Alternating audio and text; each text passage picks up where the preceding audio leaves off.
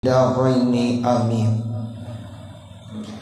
Wa Ahmadu wa ibnu Abi Syaibata wa ibnu Abdil Barri an Akaf ibni Wada'ah annahu atan nabiyya sallallahu alaihi wasallam. Riwayat Imam Ahmad dan Imam Abi Syaibah, Imam Ibnu Abdil Bar, datangnya dari Akaf bin Wada'ah. Sesungguhnya beliau Akaf bin Wada'ah atan nabiyya sallallahu alaihi wasallam, beliau datang kepada Nabi Muhammad sallallahu alaihi wasallam. Faqala, maka Akaf berkata maka berkata Rasulullah lahu kepada Akaf, alaka zaujatun ya Akaf, apakah kamu sudah beristri wahai Akaf? Qala, lalu Akaf menjawab, la, belum ya Rasulullah. Tuh, jadi Akaf ini anak muda datang ke Rasulullah sallallahu alaihi wasallam. Lalu salah satu pertanyaannya Nabi nih, ketika anak muda datang, ente udah nikah belum? Nah, itu yang ditanya. Ya, makanya kalau ada anak muda datang ya ke rumah guru, ditanya sama gurunya, udah nikah belum? Nah, nanti mungkin guru bikin nikah aja udah. Nah, begitu. Jadi Nabi Muhammad bertanya kepada Akaf, kamu udah nikah belum? Lalu kata Akaf, belum. Qala, lalu Nabi Muhammad bertanya lagi, wala jariyatun, kamu punya budak perempuan enggak? Pertama ditanya alaka zaujatun. Kemudian ya ditanya lagi alaka jariyatun, begitu. Ya, jadi atapnya ke sana. Apakah kamu punya budak perempuan? Qala, lalu Akaf menjawab lagi, la, tidak, budak perempuan juga enggak. Sebab kan biasanya orang kalau kagak punya istri, punya budak, mungkin bisa melakukan hubungan sama budaknya. Nah, seperti sebab boleh, budak itu boleh, ya hukumnya halal, ya dia bersetubuh, dia berjima, ya seperti itu. Tapi nanti anaknya jadi ummul walad. Nah, seperti itu. Jadi anaknya jadi budak, karena nanti keturunannya ke ibu. Ya walaupun bapaknya merdeka, kemudian dia ya melakukan hubungan kepada jariyahnya. Nah, nanti kalau dia punya anak, itu anak ya binnya ke ibu, bukan ke mana? Ke bapak. Jadi ketika ditanya, apa kamu punya budak? Kagak juga. Tuh, jadi istri nggak punya, budak juga kagak punya. Qala, lalu Nabi bertanya lagi, wa anta sahihun musirun, kamu sehat-sehat aja kan? Kamu kaya kan? Nah, begitu. Jadi tanya begitu, ente sehat? Ya, kamu musir. Musir itu artinya ya kaya. Qala na'am alhamdulillah, kata Akaf, iya alhamdulillah ya Rasulullah, sehat, jasmaninya sehat, rohaninya sehat. Musir juga, saya termasuk orang yang kaya, duit mah ada. Nah, seperti itu. Nah, makanya Rasul kaget tuh, lah sehat, punya uang, kenapa belum nikah? Nah, jangan-jangan ntar LGBT lagi. Nah, begitu. Makanya Nabi tanya tuh. Ya, kan sekarang hati-hati Bapak Saudara. Kadang-kadang ada orang laki kagak demen sama orang perempuan. Ini hati-hati. Ya, ada laki demennya sama laki. Nah, ini bahaya ini. Perempuan ada juga. Ya, dia sukanya sama yang sejenis, sama perempuan juga. Nah, ini namanya enggak normal, enggak sehat namanya. Ya, yuk ayam jago aja temenin sama ayam jago berantem, kagak mau. Tuh ayam aja enggak mau, dia nyari perempuan. Nah, kalau orang laki nyari orang laki. Nah, ini lebih pintar ayam jago berarti. Betul enggak? Iya. Nah, begitu. Jadi sekarang ada ya laki nggak mau nikah sama orang perempuan, tapi dia demen sama orang laki sejenis. Nah, ini yang nggak boleh ya.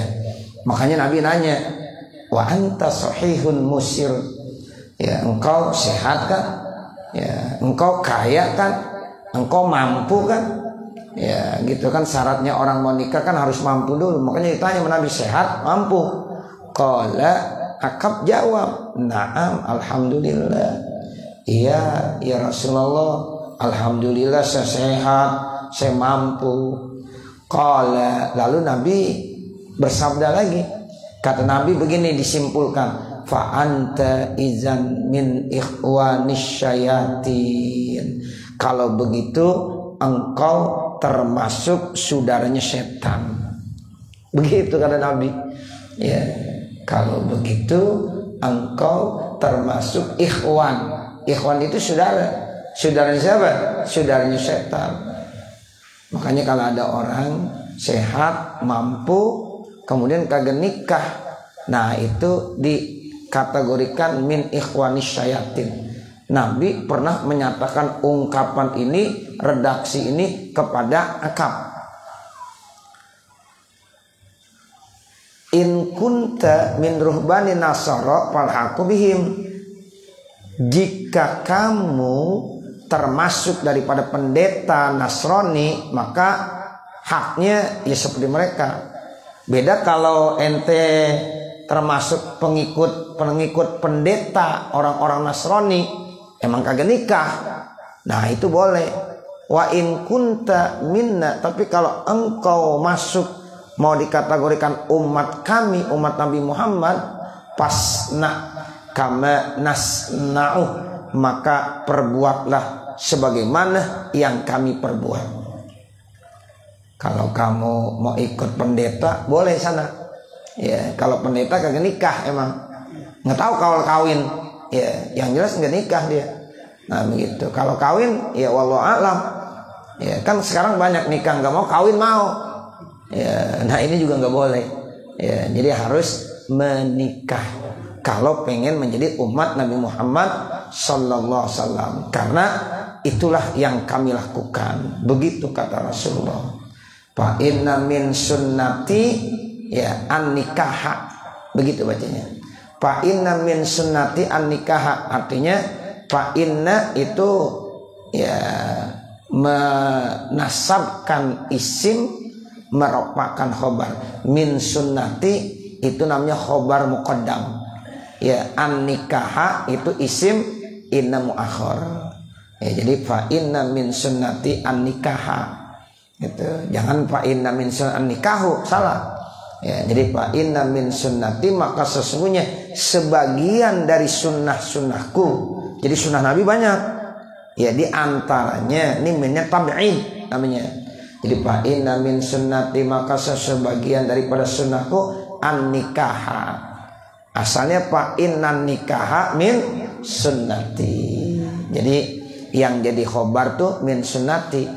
An nikahu ya itu sunnati. Nah sekarang ada minnya tab'id. Fa inna min sunnati an nikaha. Nah, begitu ya. Nah ini ilmu nahwu penting. Ya nggak boleh. Ini kan fa inna min ya. Fa inna min sunnati an-nikaha gitu. Sebab an-nikaha jadi isim inna. Ini diredaksi ini ya, seperti kalau fa inna sunnati an-nikahu boleh, nggak ada minnya ya, begitu. Makanya kita harus pinter itu. Fa inna sunnati ya boleh, an-nikahu fa inna sunnati isimnya, an-nikahu ini ada min. Fa inna min sunnati an-nikaha ya. Jadi min sunnati jadi khobar inna, an nikah jadi isim inna. Begitu Ustaz Abdul Halik ya. Jadi ya fa inna min sunnati, maka sesungguhnya sebagian daripada sunnahku an nikah. Jadi nikah itu termasuk sebagian daripada sunnahku. Ini minnya tabi'in. Jadi sunnah-sunnah Nabi banyak. Termasuk miara jenggot itu sunnah. Ya, miara jenggot. Tapi kalau nggak punya jenggot nggak apa-apa. Ya, sunnah yang lain kita bisa cari. Tapi kalau memang bapak punya jenggot cakep, pelihara, sayang-sayang, jangan dipotong. Tuh, kan dulu saya sudah sampaikan ada hadis. Ya, ada sahabat punya jenggot satu. Ya, Kemudian Nabi ketawa aja ngelihatnya, senyum. Nah ini sahabat ya kelihatannya kurang pede. Dipulang dicukur. Dicukur. Besok ketemu lagi sama Nabi. Ditanya, kenapa ente cukur itu? Ya, habisnya engkau senyum aja sama saya kesinggung jadinya. Bukan begitu. Saya senyum karena itu bidadari gelayutan di situ. Bidadari gelayutan. Satu doang. Lah bagaimana kalau yang banyak? Ya, lebih bidadari mulu di sini. Paham, Pak? Begitu. Ya, jadi yang punya jenggot boleh piara. Nah, boleh. Tapi kalau kagak ada jangan. Gitu. Enggak usah yang berjenggot sama yang kagak berjenggot pada musuhan. Enggak usah. Sahabat, temen, yang jenggot enggak apa-apa, yang kagak berjenggot enggak apa-apa.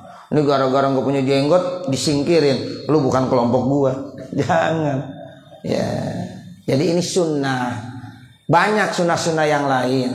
Ya, kalau kita memang gak bisa, gak ada jenggotnya, ya mungkin cari sunnah-sunnah yang lain. Begitu Bapak Saudara. Makanya minnya tam'in. Ya maka sebagian dari sunnahku nikah. Jadi orang yang nikah itu menjalankan sunnah Rasulullah. Pas tuh begitu. Maka kerjakanlah seperti yang kami kerjakan. Jangan seperti pendeta Nasrani. Tuh mereka kagak nikah. Ya, tapi kalau mau menjadi umat saya, nikah. Dan itu adalah yang saya lakukan. Kemudian Rasulullah bersabda lagi, syirarukum uzzabukum. Sejelek-jeleknya kamu, ya kamu yang selalu membujang terus. Jomblo terus. Ya, beda kalau yang udah pernah nikah, mungkin istrinya meninggal, suaminya meninggal, itu lain lagi. Dia udah menikah namanya. Ini emang terus membujang, ya, jomblo terus sampai ya tua. Nah, itu jangan. Kalau bisa, nih kata Nabi. Sebab ini babnya bab nikah. Nah, begitu. Jadi kalau bab nikah ya udah yang diperintahkan nikah. Kalau babnya bab nikah. Nah, seperti itu. Syirarukum uzzabukum. Sejelek-jeleknya kamu adalah kamu yang membujang sendirian. Wa inna arazila mautakum uzzabukum. Dan sesungguhnya yang paling rendah dari orang yang sudah meninggal di antara kamu yang membujang. Jadi ada orang masuk surga tapi dia belum menikah di dunia, tetap dia termasuk ya yang nggak bagus juga, sebab belum pernah merasakan surga dunia. Tuh begitu. Di akhirat surga. Itu yang masuk surga aja masih rugi. Bagaimana kalau di akhirat kagak masuk surga? Ya, di akhirat masuk surga tapi dia enggak nikah di dunia, masih arazilukum. Tuh, termasuk yang rendah juga dari orang yang meninggal di antara kamu kalau meninggalnya dalam posisi membujang. Dengan persyaratan dia udah mampu. Ya, udah mampu. Tapi kalau belum mampu jangan. Gitu, yang lagi belajar dulu, terusin. Selesaikan dulu ya studinya, pendidikannya. Nah, nanti udah waktunya baru menikah. Jangan gara-gara habis ngaji udah pengen pulang pengen nikah aja. Enggak, ada waktunya. Nah, ini yang udah ada waktunya, ya, yang udah ada waktunya, saatnya, tapi dia nggak mau menikah. Nah, ini yang nggak boleh. Ya, jadi sesungguhnya yang paling rendah ya dari orang yang sudah meninggal di antara kamu, ternyata mereka adalah orang yang membujang. Saya pernah baca di satu kitab tuh Bapak Saudara, ada seorang yang membujang terus, ya akhirnya dia meninggal masuk surga. Ya, tapi di sana dia menyesal juga. Ya, walaupun dia masuk surga, surga akhirat. Sementara surga dunia dia nggak pernah merasakan. Nah, surga dunia itu apa? Yaitu orang yang menikah. Ya, bagaimana? Ya, itu yang udah menikah yang tahu. Nah, seperti itu Bapak Saudara. Waihak, celaka. Iya Akab, wahai Akab. Tuh Nabi bilang begitu sama Akab. Celaka. Kalau Nabi udah bilang celaka, parah udah. Ya, waihak ya Akab, celaka kamu nih Akab, kaya, mampu, ya, tapi ya kamu nggak mau menikah. padahal kamu sehat. Ya, nah seperti itu. Jadi persyaratannya udah dimiliki oleh akab. Lalu Nabi bilang begini, tazawwaj, udah kamu nikah. Faqala Akabun ya Rasulullah, maka Akab berkata, wahai Rasulullah, la atazawwaju hatta tuzawwijani man syi'ta. Tuh, Akab hebat ini. Ya Rasulullah, saya tidak akan menikah sehingga engkau yang mencari pasangan buat saya. Terserah dah, yang penting yang kau kehendaki siapa aja. Ya, saya udah setuju aja. Cariin saya ya Rasulullah. Begitu maksudnya, kata Akab, saya tidak akan menikah kecuali kalau engkau yang nyarikan calon istri saya. Nah, kalau Nabi yang mencarikan, insya Allah udah berkah. Nah, seperti itu. Jadi Akab pengen mendapatkan keberkahan dari Rasulullah. Caranya apa?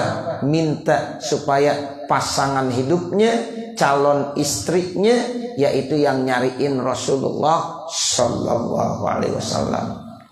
Nah, karena Nabi ya dimintakan begitu, ya akhirnya Nabi carikan.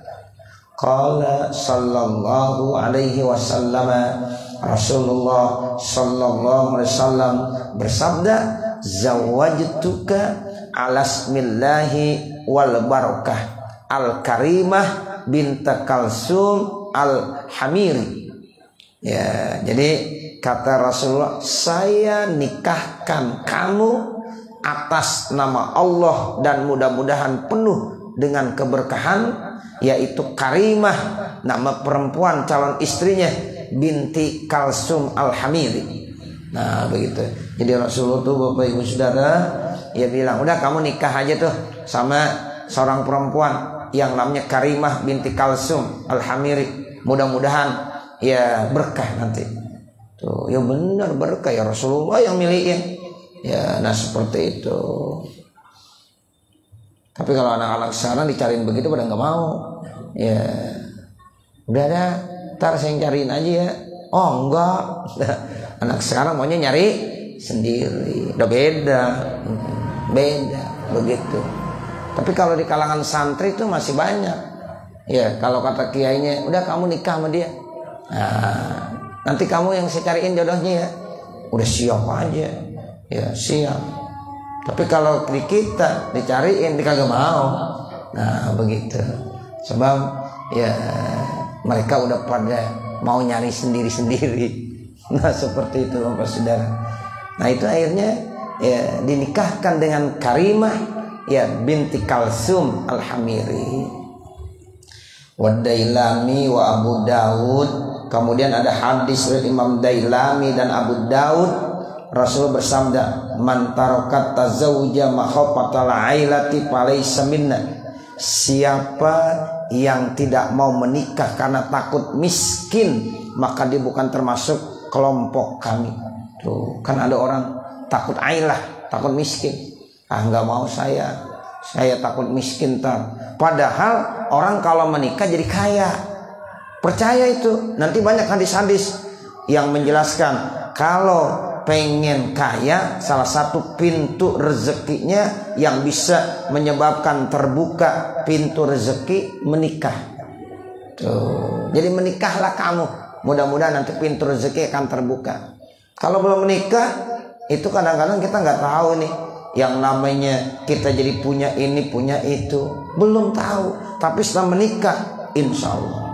Nah makanya bagi yang masih takut-takut, saya takut miskin, itu jangan ya, karena kata Nabi, siapa yang nggak mau menikah karena ailah alasannya miskin, nah itu nanti dia tidak dikategorikan sebagai umat Nabi Muhammad SAW.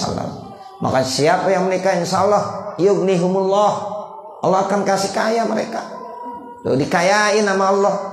Nah begitu. Kita nih punya ini punya itu kan gara-gara udah nikah. Coba kalau nggak menikah, apa punya pikiran pengen beli kulkas? Kagak. Kali pengen beli piring, lah kagak juga. Tapi setelah menikah, itu pengen beli ini, punya dah piring. Ya, ntar ada lagi, tambah lagi. Masya Allah, itu rezeki Allah kasih. Ya, Allah kasih dengan sendirinya. Wa ma min dabbatin fil ardi illa 'ala Allahi rizquha. Itu rezeki memang udah dijamin sama Allah, tapi salah satu jalannya menikah. Ya, jadi dengan menikah itu nanti akan dibukakan pintu rezeki oleh Allah Subhanahu wa taala. Jangan malah takut ailah, jangan takut miskin. Wa Ahmad wa Muslim. Kemudian ada hadis dari Imam Ahmad dan Imam Muslim. An Ibnu Umar, yang datangnya nih hadis dari sahabat Abdullah bin Umar. Rasulullah bersabda, "Ad-dunya kulluha mata'un."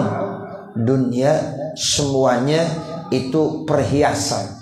Wa khairu mata'iha, dan sebaik-baik perhiasan dunia al-mar'atus sholihatu, istri yang sholihah. Tuh, jadi dunia ini semuanya perhiasan. Sebaik-baik perhiasan dunia ternyata perempuan yang sholihah, ternyata istri yang sholihah. Makanya bapak, saudara, kalau sudah menikah kemudian punya istri yang sholihah, bapak termasuk adalah sosok yang sudah memiliki perhiasan yang terbaik. Tuh, makanya dirawat tuh istri dengan baik, dimuliakan tuh istri.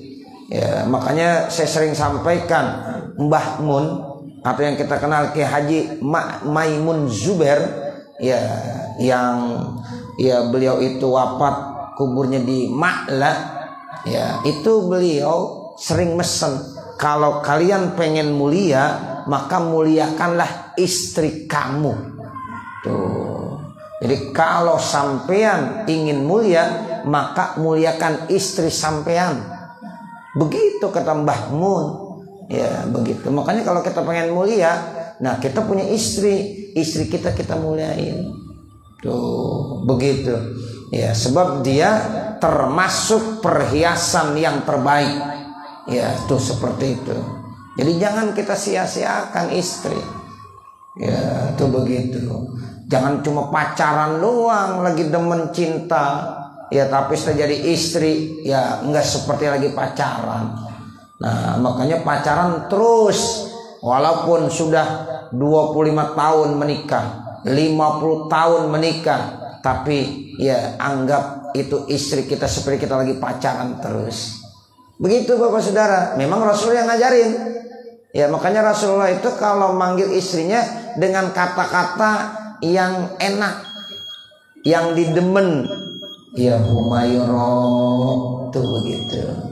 Ya, kan itu orang perempuan kalau disayang disanjung sama suaminya demen gak ya? Demen banget. Makanya kalau istri kita masak, ya kemudian garamnya kelebihan, jangan bilang masak begini, jangan. Ayo kita makan sama-sama. Tuh begitu. Kalau nggak enak, jangan langsung di depannya ngomong masak begini banget.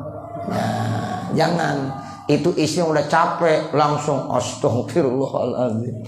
Jadi ini salah satu etika yang pernah diajarkan oleh Rasulullah Sallallahu Alaihi Wasallam. Makanya kita lagi proses belajar. Yang begini kita lagi belajar nih, supaya baiti jannati, nanti menuju surga saya, yaitu rumah saya yaitu surga saya. Jadi kita lagi proses belajar. Ayo kita belajar. Jangan di rumah ribut mulu, berantem mulu sama bini. Ya, akhirnya bini berantem sama laki-laki, berantem sama bini. Laki pulang nggak betah.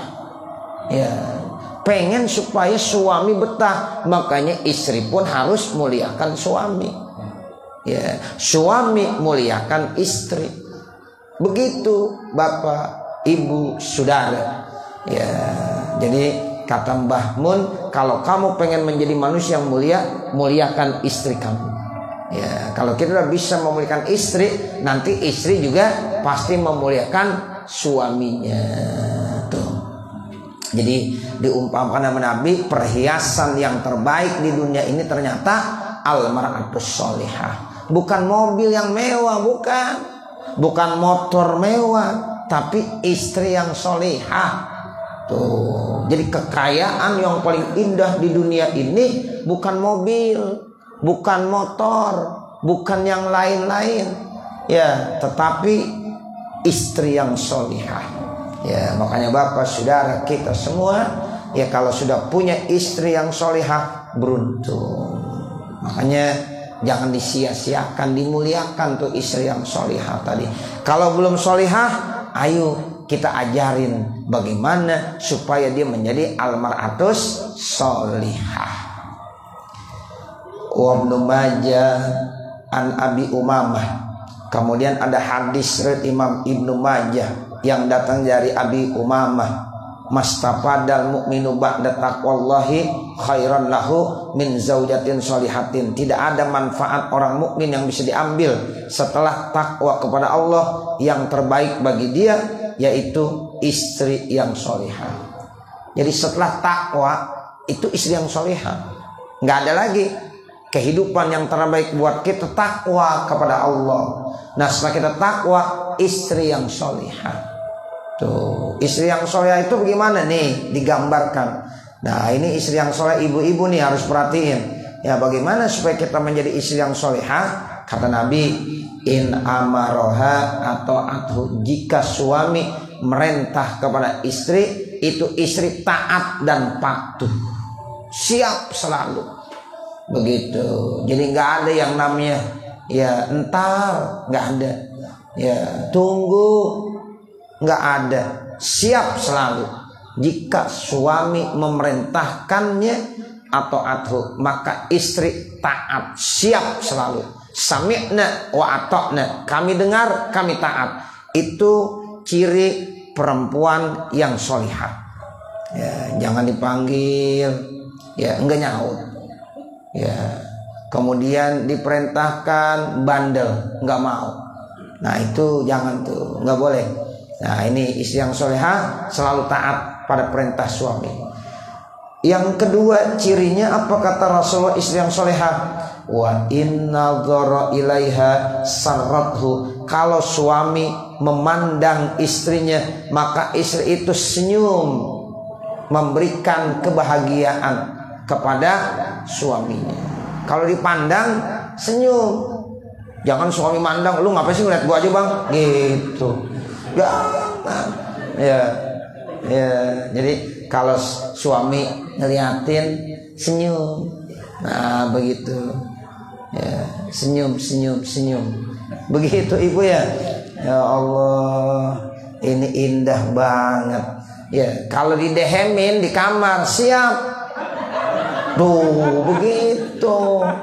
Iya, jangan pakai udah berkali-kali dehem masih kagak paham aja. Suami kalau udah dehem, ada apa nih? Siap bang, gitu.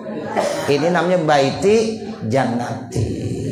Begitu. Ya, jadi masya Allah, ini namanya zaujah solihah. Jadi setelah kita takwa, punya istri yang solihah, udah itu nggak ada lagi. Ya. Wa in aqsama alaiha abro'athu. Ya, kalau seandainya dia membagi abarothu, ya, abarothu, dia bebaskan. Jadi kalau suami punya istri lebih dari satu, kan harus ngilir, betul nggak? Ngilir. Nah kalau ngilir, nah ini istrinya ya udah bebasin aja. Emang bukan jatah ini malam, ya udah dijatuh di rumah sono, ya biarin. Iya kalau istrinya lebih dari satu. Kalau istrinya satu doang kagak pakai digilir ibu. Nah begitu ya. Jadi tiap malam ada terus begitu. Tapi kalau istri lebih dari satu, dia harus ngilir. Nah kalau lagi bukan kedapatan di rumah yang istri yang pertama, ya udah dia harus ya ikhlas aja. Walaupun musim hujan, ikhlas lagi sendirian. Ya dia lagi di sono. Ya ntar begitu juga digilir. Itu makanya ciri suami yang mampu adil baru boleh punya istri lebih dari satu. Kalau belum adil jangan berani-berani. Nah begitu. Nah ini yang hadir saya kira termasuk orang takut semua ini. Ya, karena rata-rata istrinya satu, minal khaifin berarti. Ya termasuk orang yang takut. Ya nah begitu. Tapi bukan takut. Ada yang jawab, saya memang sayang sama istri satu aja udah, enggak, ya cukup ya ngasih yang lain-lain, ya satu cukup. Nah begitu, jangan bilang satu di Jakarta, satu di Bogor, satu di Parung, jangan ya.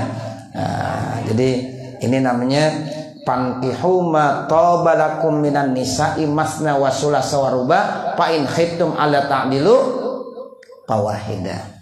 Ya, nah makanya yang satu ini harus benar-benar diopeni, disayangi. Nah, istri pun harus patuh dan taat. Begitu. Wa in ghaba anha nasohathu. Nah, kalau seandainya suami lagi nggak ada di rumah, nasohathu fi nafsi, dia harus nasihatin dirinya. Nyadari nih saya lagi sendiri di rumah, jaga kehormatan. Nah, ketika suami lagi pergi usaha, ya itu dia di rumah sendiri, dijaga, dipelihara dirinya. Di samping itu wa malihi, hartanya juga. Ya, jadi dirinya itu istri harus dijaga. Nah, kehormatan dijaga, juga harta suaminya dijaga dan dipelihara. Itulah kata Rasulullah ciri istri yang solihah. Begitu. Wa Tabarani an Ibnu Mas'udin. Kemudian ada hadis riwayat Imam At-Tabarani yang datangnya dari sahabat Abdullah bin Mas'ud. Kata Rasulullah, tazawwajul abkara fa innahunna a'zabu afwahan wa antaku arhaman wa ardo bil yasiri. Nikahilah kamu para laki-laki kepada gadis-gadis. Jadi kalau mau menikah kalau bisa sama gadis. Tuh begitu. Kecuali kalau udah kagak dapet janda, nggak apa-apa dah. Nah begitu. Ya jadi kalau pemuda ya itu kalau bisa cari gadis dulu. Cari gadis. Ini Nabi yang bilang tazawwaju al-abkar. Jadi kalau anak-anak muda pengen menikah cari yang gadis. Jangan ya yang udah janda. Ya gadis itu artinya perawan, abkar. Ya yang gadis yang perawan. Nah seperti itu. Kenapa gadis perawan? Kata Nabi, fa innahuna a'zamu afwahan, karena mereka yang gadis yang perawan itu lebih harum mulutnya. Nah begitu. Wa antaku arhaman, dan lebih apa? Antak ya, lebih subur rahimnya. Tuh, jadi rahimnya lebih subur. Kemudian wa ardol bil yasir, dan dia lebih redo dengan ya nerima kalau seandainya lagi dikit. Ya yasir tuh kalau suami lagi nggak punya, ya itu dia lebih redo. Tapi kalau yang sudah janda, dia udah bisa membandingkan. Nah dulu suami gue yang lama begini, nah ini kok yang baru jauh banget bedanya. Nah itu udah bisa bedain. Ketika melakukan hubungan dia udah bisa banding-bandingin. Dulu kalau sama suami gue yang pertama segini, nih kok segini doang. Nah itu Nabi bilang begitu. Makanya coba kalau sama gadis-gadis nggak bisa membanding-bandingkan. Ya seperti itu, karena misal baru dia, sama-sama baru. Kalau sama-sama baru kan ya pada bingung. Nah begitu. Tapi kalau seorang pemuda nikah sama janda, ya janda udah pengalaman. Ya udah kalah terus. Ya nah begitu. Makanya ini ajaran dari Nabi. Kata Nabi kalau bisa ya kawinlah sama perawan, sama gadis, karena mereka itu termasuk yang lebih apa? Lebih harum mulutnya, lebih subur rahimnya, dan lebih redo apapun yang diberikan itulah ya. Jadi dia lebih redo ya, itu seperti itu. Wa Abu Dawud, kemudian ada hadis Imam Abu Dawud an Ma'qal bin Yassar, yang datang dari Ma'qal bin Yassar. Rasulullah bersabda, tazawwajul wadudal waluda fa inni mukatsirun bikumul umama. Tazawwajul wadudal walud, wahai anak-anak muda, nikahilah perempuan-perempuan yang memang punya kasih sayang, yang cinta kasihnya lebih. Ya, kita bisa lihat dari keturunan itu dari orang-orang tuanya. Tuh yang wadud, yang lebih banyak kasih sayangnya. Kemudian walud, yang banyak keturunan anaknya. Tuh lihat dari ibunya. Wah, ini ibunya dulu anaknya banyak. Nah, pilih yang begitu. Ya, jadi nanti mudah-mudahan nurunin Ya, jadi dia juga banyak anaknya, punya kasih sayang. Lalu Nabi bilang, kenapa yang banyak anaknya? Fa inni mukasirun bikumul umama, maka sesungguhnya ya banyaknya kamu itu membuat saya bangga nanti. Ya, jadi kalau umat Nabi Muhammad paling banyak di padang mahsyar itu Nabi bangga. Mukasirun bikumul umam. Ya, jadi bukan berarti Nabi malah memerintahkan untuk KB, tidak. Ya, jadi Nabi nyuruh yang banyak. Ya, begitu. Makanya kalau udah nikah jangan pakai KB dulu, udah. Ya, pokoknya lepas aja. Nah, seperti itu. Nanti ya kalau kita udah tahan takutnya 1 tahun, 2 tahun, 3 tahun gak mau punya anak, 5 tahun gak punya anak. Akhirnya keterusan kalau punya anak. Nah, begitu. Makanya jangan. Kalau bisa itu langsung aja udah. Sebab berdasarkan hadis Nabi itu. Ya, jadi Nabi itu akan bangga kalau ya umatnya banyak. Ya, tapi semuanya memang tergantung Allah. Kan begitu. Allah menentukan ada orang menikah, anaknya laki, perempuan, laki, perempuan, laki, perempuan. Ada lagi Allah tentukan dia menikah, punya anak, perempuan, perempuan, perempuan, perempuan. Terakhir kali perempuan juga. Ada yang begitu. Ada lagi ya, dia nikah, punya anak laki, anak kedua laki, anak ketiga laki lagi. Dia masih penasaran, bikin lagi satu gitu. Laki juga. Ada yang begitu. Ya. Nah, kemudian ada lagi Allah tentukan ya enggak punya anak laki, enggak punya anak perempuan. Itu semuanya tidak lepas dari ya ketentuan Allah, ketetapan Allah Subhanahu wa taala. Nah, seperti itu. Ya, jadi ini yang dikategorikan bahwa semua tidak lepas dari ketentuan Allah Subhanahu wa taala. Wal Baihaqi, kemudian ada hadis dari Imam Baihaqi an Abi Sa'idin yang datang dari Abi Sa'id wa Ibnu Abbas dan sahabat Abdullah bin Abbas. Qala, beliau berkata, siapa? Abu Sa'id dan Ibnu Abbas.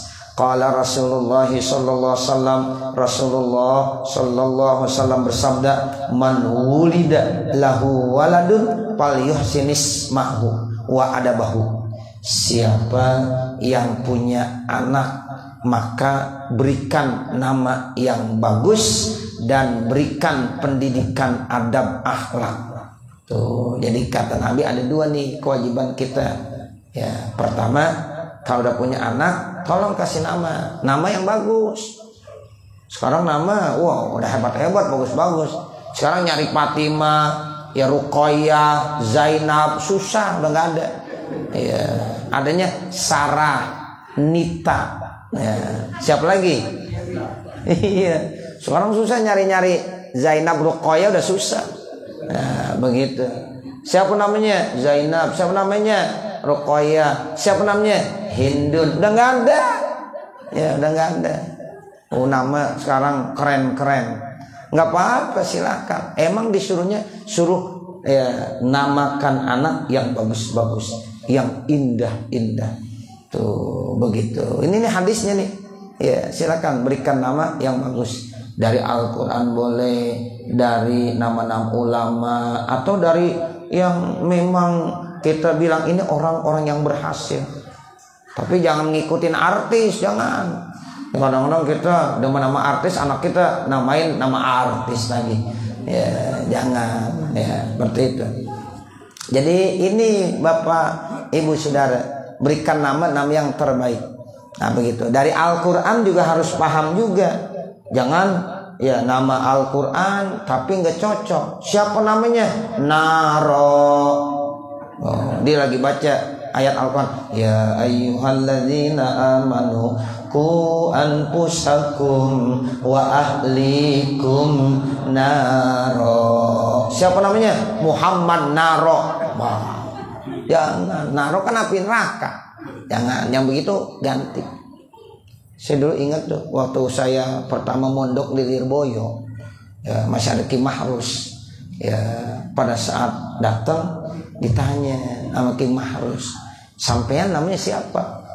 Sampean namanya siapa? Itu kalau nama santri barunya yang menurut ya Mbah Mahrus itu cocok, nggak diganti. Tapi kalau yang kagak cocok diganti. Nah ini jangan nih, ganti aja. Ya itu begitu. Jadi nama begitu penting. Nah begitu. Kan orang-orang dulu namanya kadang-kadang asal-asal aja. Namanya apa? Pengki, pacul, ya. Bener nggak? Iya tuh kalau mondok diganti namanya yang begitu. Tuh sama Ki Mahrus tuh diganti. Masya Allah. Ya masa namanya Pengki bin Pacul. Ya. Nah begitu. Tapi untuk sekarang udah cakep-cakep namanya. Nah ini Pal Yuhsin Ismahu, suruh bagusin namanya. Ya jadi kata Mbah Mahrus, ya udah, ya ganti kalau kira-kira nggak bagus namanya. Kalau yang bagus tuh terus, ya udah, ya Fatihah deh, ya Al-Fatihah dipatihahin, ya sama beliau. Nah begitu. Tapi kalau ini nggak bagus nih, ganti nanti. Ada tuh beberapa santri yang bareng sama saya waktu itu yang diganti namanya. Ya diganti namanya karena nggak cocok, ya begitu. Kalau Tukiman, Kiai Tukiman kan kagak bagus, ya siapa namanya? Kiai Haji Tukiman. Nah diganti sama Ki Mahrus Muhammad Firdaus. Nah begitu. Nah, jadi ya begitu, ada nama aslinya, ada nama gantinya. Itu jadi sejarah buat dia. Oh dulu nama saya tuh. Termasuk dulu Ki Haji Manarul Hidayah namanya bukan itu. Beliau kan di Cirebon, di Buntan. Nah begitu. Saya tahu tuh. Nah begitu. Jadi awalnya beliau namanya bukan Ki Manarul Hidayah, diganti jadi Manarul Hidayah. Nah begitu. Jadi berkah ganti nama seperti itu. Ya jadi diganti dulu sama Ki Mahrus. Ya. Habis itu bacain Fatihah, Al-Fatihah. Nah ini namanya Pal Yuhsin Ismahu. Ya jadi perbagus namanya. Yang kedua adab, ajarin adab, akhlak. Tuh akhlak itu penting banget. Ya makanya tuh anak harus dikasih pendidikan adab. Ya contohnya kalau cium tangan, ajarin bapak ibu saudara yang benar cium tangan. Ini cium tangan di jidat. Ya ini tangannya taruh di jidat sini. Ini siapa yang ngajarin? Ya pokoknya ganti tuh bapak kalau punya anak. Ya kemudian salimnya ke atas jidat ganti. Ya suruh cium tangan orang tuanya yang dicium tangannya, jangan tangannya sendiri yang dicium. Tuh musafahah salim sama guru itu tangan guru yang dicium. Begitu. Ini tangan yang dicium. Nah ini harus diajarin. Makanya adab penting. Cium tangan tuh penting. Ini anak kagak diajarin, mau babanya salaman aja. Assalamualaikum, gimana Pak? Ya, songong. Ya, nah begitu. Masa sama ayahnya begini aja. Sama guru tuh, anak-anak yang masih kecil tuh sama guru-gurunya tolong diajarin. Ada anak kecil sama gurunya begini aja salaman. Ini babanya nih yang repot nih. Ya, suruh salim. Tuh sama guru SD-nya salim. Ya. Ini kan udah lama 2 tahun kagak musafahah. Gara-gara nggak musafahah nih jadi begini nih. Ya, nah sekarang udah boleh musafahah. Nah begitu itu namanya ajarin adab. Ya, jadi adab ini penting sekali, Bapak, Ibu, Saudara. Ya, makanya kata Nabi, Pal Yuhsin Ismahu wa adabahu. Jadi perbaiki namanya dan adabnya. Wa iza balago, apabila dia sudah balik, fal yuzawijhu, maka nikahkannya. Kalau udah balik artinya udah dewasa, sudah memang punya ba'ah, punya kemampuan, ya itu silahkan. Fa in balago, kalau seandainya udah balik, udah punya kemampuan, udah cerdas, dia udah paham dia untuk berumah tangga, walam yuzawijhu, namun dia tidak menikahkannya, fa asaba isman, maka dia terkena dosa, fa innama ismuhu ala abihi, maka dosa itu nanti tanggung jawab orang tuanya. Ya, jadi kalau dia berdosa maka nanti tanggung jawab ya orang tuanya. Itu begitu kata Rasulullah sallallahu alaihi wasallam. Wa huwa an Umar, dan dia dari ya sahabat ya wahwa, dan dia huwa ini kembali kepada Abu Daud. wa huwa dan dia siapa Abu Daud an Umar dari sahabat Umar radhiyallahu anhu, semoga Allah memberikan keridhaan buatnya, maktubun fit Taurati, tertulis di dalam kitab Taurat, man balagat lahu natus natai asara sanatan, siapa anak yang usianya sudah mencapai 12 tahun, falam yuzawijha, maka dia tidak menikahkannya, fa asabat isman, lalu dia melakukan perbuatan dosa, fa ismu zalika alaih, maka dosa itu tanggung jawab orang tuanya. Ini 12 tahun dulu. Ya, orang kalau dulu ya usia 12 tahun tuh udah dewasa. Kalau sekarang 12 tahun masih ingusan. Ya, belum paham. Bukan itu yang dimaksud. Pokoknya maksudnya kalau dia sudah dewasa, sudah mampu, udah bisa mandiri, silakan dinikahkan. Tapi kalau masih anak-anak kagak boleh. Kalau usia 12 tahun, kan ini hadisnya 12 tahun nih. Ya kalau untuk sekarang 12 tahun ya belum bisa. Itu anak perempuan 12 tahun suruh nyapu juga belum bisa. Ya. Anak sekarang, kalau dulu nyapu latar, sekarang apa yang mau disapuin latarnya udah kagak ada. Nah, begitu. Dulu anak-anak gadis tuh bisa nyapu latar. Itu baru dinikahin sama orang tuanya. Nah, ini nyapu latarnya belum bisa. Nah, begitu. Masak. Nih kadang-kadang anak masaknya bisanya Indomie doang. Ya, Indomie bisa sih. Nah, begitu. Jadi usia 12 tahun dulu mereka udah dewasa. Nah, begitu. Makanya Siti Aisyah waktu menikah dengan Rasulullah usianya berapa tahun? Ada yang bilang 9 tahun. 9 tahun dulu beda sama sekarang. Begitu. Jadi dewasanya udah. Kalau anak sekarang 12 tahun ya belum dewasa. Makanya undang-undang perkawinan sekarang usia anak perempuan berapa tahun? Tahu? Ya belum ada nikah kali ya.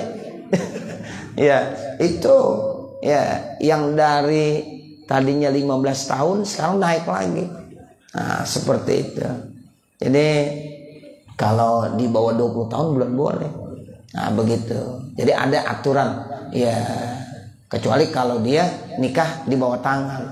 Kalau nikah ya secara ya hukum negara itu nanti ada aturan usianya berapa tahun, yang laki berapa tahun. Itu seperti itu, Bapak Saudara. Nah, kalau di sini 12 tahun itu udah dewasa, ya.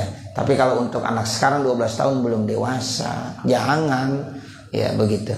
Ya, jadi setelah di dewasa udah paham, nah silahkan dinikahkan.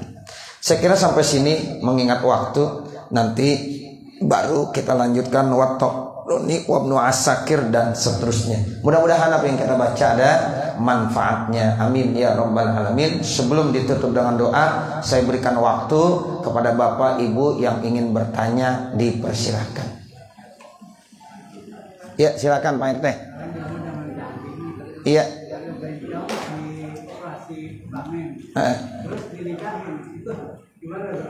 Baik. Pertama, merubah kelamin aja udah nggak boleh. Iya, merubah kelamin itu nggak boleh. Kita laki pengen jadi perempuan nggak boleh. Perempuan pengen jadi laki nggak boleh. Seperti itu. Hukumnya haram, dilaknat oleh Allah Subhanahu wa taala, dilaknat oleh Rasulnya. Sekarang udah kejadian bagaimana? Nah, begitu. Itu kalau payudara kan bisa dibuat ya. Dengan cara suntik bisa. Payudaranya besar, yang laki jadi besar. Nah, begitu. Cuma alat kelamin kagak bisa dibuat. Nyari di Ramayana nggak ada. Ya, begitu. Tetap laki ya laki juga. Nah, seperti itu. Ya, yang laki-laki. Tapi kalau yang namanya payudara itu memang bisa. Kadang-kadang ada orang laki payudaranya gede. Nah, tetapi lakinya tetap nggak bisa disembunyikan. Ada apa bang? Tetap begitu. Ya, tuh yang di Taman Lawang kan begitu ya. Iya. Oh, pas lari kenceng banget ya. Nah, begitu. Jadi kembali ke pertanyaan tadi, ya merubah alat kelamin tuh kagak boleh. Ya, sehingga ya itu sebenarnya dia tetap jenis kelaminnya. Ya, kecuali kalau nanti ada alat kelamin dua. Dari kecil ada alat kelaminnya dua. Itu dalam agama ada tinjauannya. Dia kemana lebih dominan? Kalau dia dominannya ke perempuan, maka ya teruskan ke perempuannya. Yang lakinya ditutup. itu dioperasi. Kalau dia lebih dominan ke laki-laki, maka yang perempuannya ditutup, yang laki-lakinya diteruskan gitu. Tapi kalau memang dia udah laki, ya itu udah nggak bisa. Walaupun dengan operasi, tapi alat kelaminnya nggak bisa dibuat.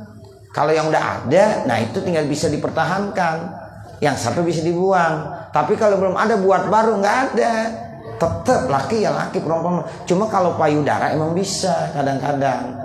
Ya itu dengan suntikan-suntikan. Ya nah seperti itu. Jadi tetap ya itu hukumnya tidak dibolehkan. Karena kita udah melawan takdir. Seperti itu ya Pak RT. Ya. Ada lagi? Ibu-ibu? Cukup? Ya udah. Wassallallahu ala sayyidina Muhammad wa ala alihi wa sahbihi wa sallam. Walhamdulillahi rabbil alamin. Al-Fatihah. A'udzu billahi minasyaitonir rajim. Bismillahirrahmanirrahim. Alhamdulillahi rabbil alamin. Arrahmanir rahim. Maliki yaumiddin. Iyyaka na'budu wa iyyaka nasta'in.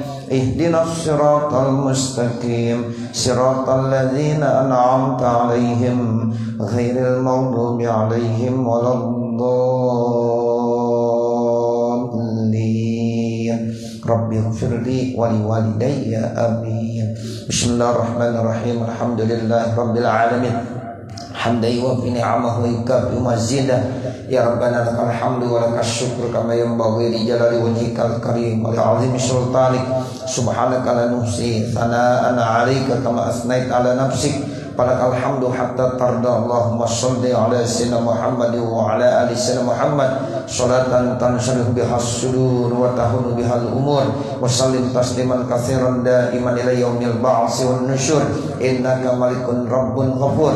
Allahumma ighfir lana dhunubana wa liwalidina wa limasyayikhina wa limuallimina wa liman lahu haqqun 'alaina wa liman ahabba wa ahsana ilaina wa lil hadirina wa likabbatil muslimina ajma'in.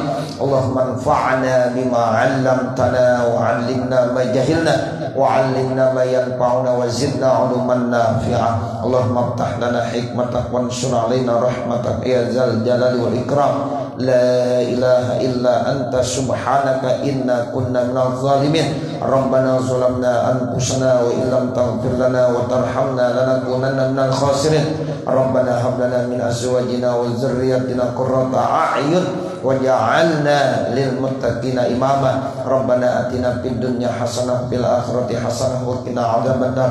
Wa sallallahu ala sayyidina Muhammad wa ala alihi wa sahbihi wa sallam. Walhamdulillahi rabbil alamin. Wassalamualaikum warahmatullahi